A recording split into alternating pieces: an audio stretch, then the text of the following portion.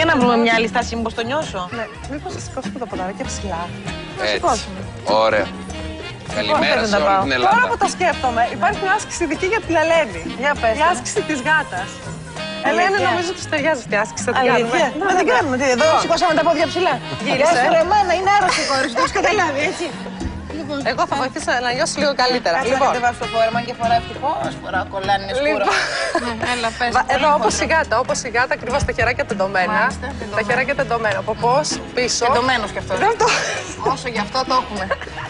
Λοιπόν, και κάνεις ό,τι κάνει η γάτα. Τι κάνει η γάτα, γιατί δεν είχα γάτα. Τεντώνεται προς τα πάνω. Ναι.